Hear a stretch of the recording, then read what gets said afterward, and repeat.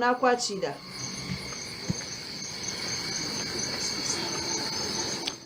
Webale muno munyanyaze Serena itwe tuli arugendo olukutwicha Namugongo.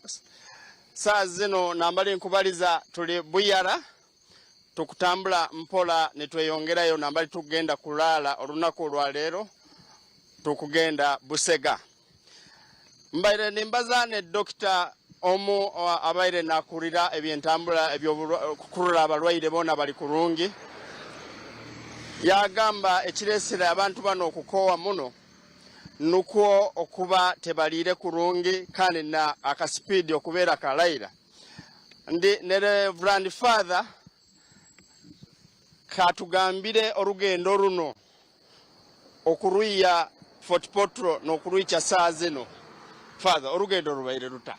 Orugendo rubaire rungi muno. Okurota era tugambire okutulabire nambali tulabire n'okuhika hano netubulayo olunaku lumu. Kuhika Namugongo. Orugendo rungi habwensonga kuruga ntulutandike biro byokwezi 23 na misa yasomerwa umurorezi wetu Bishop Robert Muhirwa wakwija kuba mutambizi mukuru omukujaguza kuno okwaba ekiro ky'abakristo ba Uganda eky'omwaka guno 2022 tukaba ntusemera naitwe okweteka omurukara rw'abajulizi no kukora ebikorwa nk'ebyabe bakoze omukore bibyona turabire omukwesengereza omukutambura ekiro na nyamusana omukwefubira no kukora ebikorwa ebindi twakamara ebiro 9 kuruga tandike ebiro byokwezi 23 mu rugendo runo tutungiramo okumuraho kake esahemu rundi 2 akurora ngo orugendo kurberohire twina kora twaruhikiriza omubwire niko sobole okwetekaniza kurungi no kwebembera nabantu abandi ebire bikwija.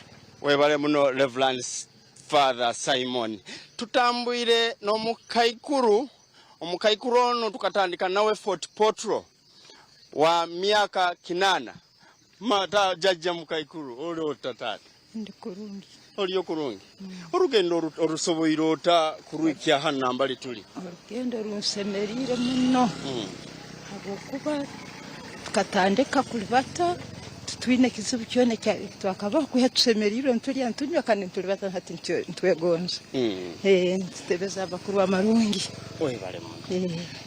webale muno orugendo runo tumwire bakarubalira ebifo 8 ekifo ekyo 8 nicho kikusembayo nyenkya orunako ekikukeisa orunako olwaleero tulyoke tusimbule asanka 6 tugende tusange Bishop n'abakungu abamu balyoke ne band tulyoke tweyongereyo twike Namugongo n'omuhimbo mukoto nsigaire deo kyaligonza ne Kasirye kambagarureyo owa munyanyaze. Webare kandi ntuza kongera kubashabira kandi nkuko watugambira izoba mwasigaze lya nyinshi akayiryonka okubasa kuhika ahare Namugongo twaza